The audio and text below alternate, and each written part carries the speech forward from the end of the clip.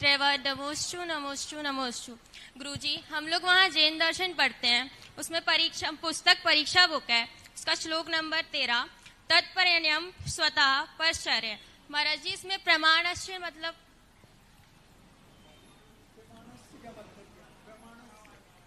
महाराज जी श्लोक है तत्प्रणन्यम। आप उच्चारण कर ही नहीं पढ़ो मुझे। प्रमाण से अर्थ होता है प्रमाण के, प्रमाण का।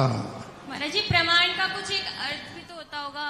प्रमाण का अर्थ है सम्यक ज्ञानम प्रमाणम, सच्चे ज्ञान को प्रमाण कहते हैं। जो वस्तु के समग्र सकलाग्राही प्रमाणम, दो अर्थ हैं इनके। सम्यक ज्ञानम प्रमाणम, सम्यक ज्ञान को प्रमाण कहते हैं। प्रमाणिक ज्ञान का विषय क्या है? सकलाग्राही प्रमाणम, जो वस्तु को पूर्ण रूप से ग्रहण करते हैं। जैसे ये सभा है, ये हुआ प्रमाण। एक सभा शब्द कह दिया, प्रमाण हो गया। अब इसमें कहा नहीं, पुरुष और महिलाएं अलग अलग हैं, तो ये नए हो गया।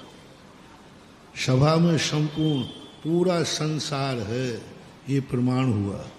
अब उसमें अमेरिका है, भारत है, रूस है, ये सब नए हो गए। पूरा भारत है, प्रमाण है, पर उसमें अलग अलग प्रांत है, ये नए हो गया। पूरा प्रांत है, प्रमाण हो गया, उसमें अलग अलग जिले हैं, ये नए हो गया।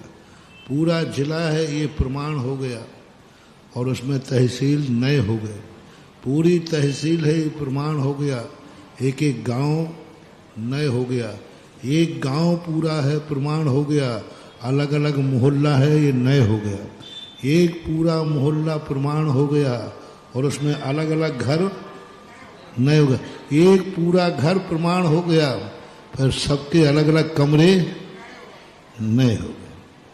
तो जब सकल यानी जिस चीज का हम वर्णन कर रहे हैं, उस चीज का, जैसे घर का वर्णन करना है तो प्रमाण की दृष्टि से समूचा घर प्रमाण है, और फिर में अलग अलग जो कमरे हैं वो नए हैं। यदि हमें शहर का वर्णन करना है तो अशोक नगर प्रमाण है, और अलग अलग मोहल्ले नए हैं।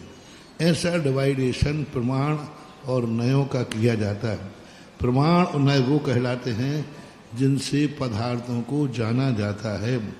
यदि हम अशोक नगर को नहीं जानेंगे तो मोहल्ले को कैसे जानेंगे? तो पहले हमें प्रमाण की जरूरत पड़ती है, फिर उसमें नए के लिए जरूरत है। तत् प्रमाणम स्वतः परताश्च। प्रमाण के प्रमाण का प्रामाण्य का निर्णय श्लोक है।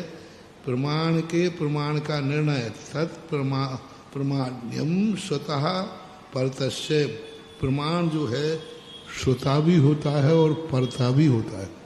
जैसे किसी वस्तु का ज्ञान हमें श्रुता है, किसी से पूछने की जरूरत लेकिन कुछ वस्तुएं हैं जो हमें ज्ञान नहीं, दूसरे से है।